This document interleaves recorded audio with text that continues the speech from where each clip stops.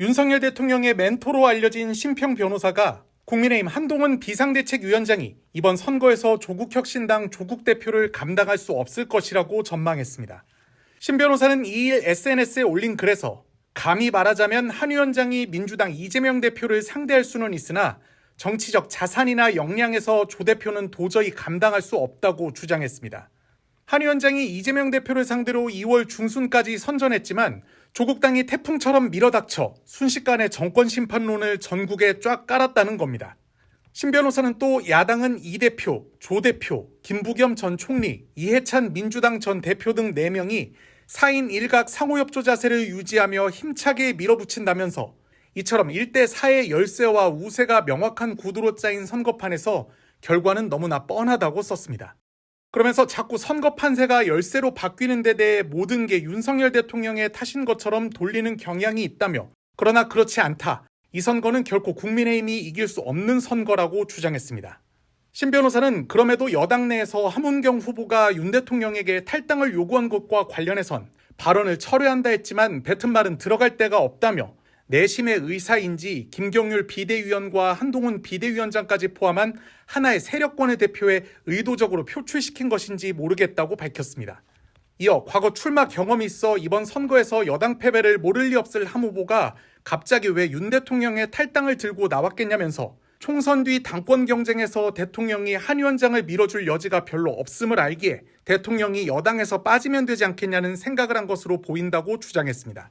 그러면서 한 위원장이 총선 패장이라 해도 그가 힘을 보태 당선된 의원들을 규합하면 단연 당내 제1세력이 되는 것이라며 이번 탈당 요구에는 윤 대통령만 빠지면 당권 장악 후 2027년 대선에서도 절대적으로 한 위원장이 유리한 고지에 설 수 있다는 판단이 숨어 있는 것으로 보인다고 분석했습니다. 한때 윤석열 대통령의 멘토로 불렸던 심평 변호사가 국민의힘 내에서 윤 대통령을 무참하게 쫓아내려는 기운이 일고 있다고 주장했습니다. 심 변호사는 30일 자신의 SNS에 도태우 후보 출정식 참석 후기라는 제목의 글을 올리고 이같이 밝혔습니다. 도 후보는 앞서 대구 중남구의 국민의힘으로 공천을 받았다가 5.18 폄훼 논란으로 공천이 취소되자 탈당해 무소속으로 출마한 인물입니다.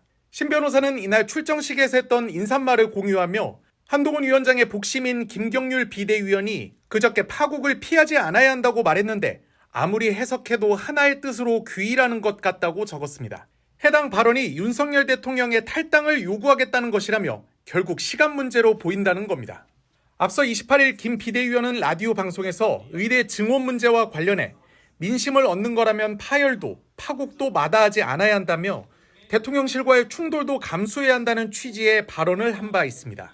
심 변호사는 이제 국민의힘에서 윤 대통령을 무참하게 쫓아내려는 기운이 일고 있다며 도태우 후보와 윤석열 대통령을 지켜달라. 그것이 바로 이 나라 대한민국을 지키는 길이라고 썼습니다. 심 변호사는 지난 25일에도 라디오 인터뷰에서 총선 뒤 윤석열 대통령과 한동훈 비대위원장 사이에 갈등이 일어날 것이라고 전망했습니다. 결국 윤한 갈등이 일어나겠죠.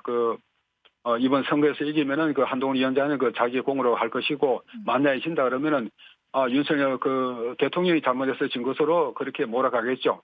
그러면서 갈등이 일어날 수밖에 없습니다. 당시에도 심 변호사는 한 위원장이 반드시 당에 남아 당권과 대권에 도전할 것이라며 이 과정에서 한 위원장이 윤 대통령에게 탈당을 요구하거나 윤 대통령이 스스로 탈당할 가능성이 있다고 주장했습니다. 한때 윤석열 대통령의 멘토로 불렸던 심평 변호사가 총선 전망과 관련해 모든 지표가 국민의힘의 패배 또는 상당한 격차를 내는 패배를 예상하고 있다고 말했습니다. 심 변호사는 오늘 CBS 라디오 인터뷰에서 지난 설 이후 국민의힘이 압도적 우세를 보였지만 현재는 완전히 역전됐다면서 이같이 말했습니다. 그 이유에 대해 심 변호사는 이종섭 호주 대사 임명 문제 같은 건도 있지만 더 근본적인 이유가 있다며 조국혁신당 조국 대표의 등장을 언급했습니다. 예. 그보다는 좀 더 깊고 멀리 가는 강이 하나 생겨버린 것입니다. 어떤 거요? 그것은 조국 대표의 정계 본격 등장입니다. 이 등장을 계기로 해서 모든 것이 바뀌기 시작했습니다. 지난 2월 달에 설 이후에 여론조사에서 국민의힘이 압도적인 우세를 보였는데 그것이 조국 대표의 등장 이후로 그것이 완전히 역전된 것입니다.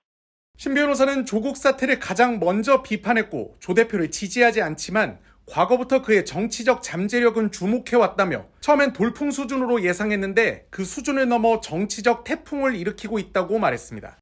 그러면서 이재명과 조국을 보유한 야당의 색깔은 다채로워졌으나 국민의힘은 한동훈 중심의 흐릿한 단색이라며 여당이 이 변수에 제대로 대처하지 못하고 있다고 지적했습니다. 한동훈 위원장이 고군분투를 하면서 국민의힘의 지지율을 상당히 끌어올렸지만 그의 당무 독점과 전횡에 국민들이 피로감도 느끼고 있다는 겁니다.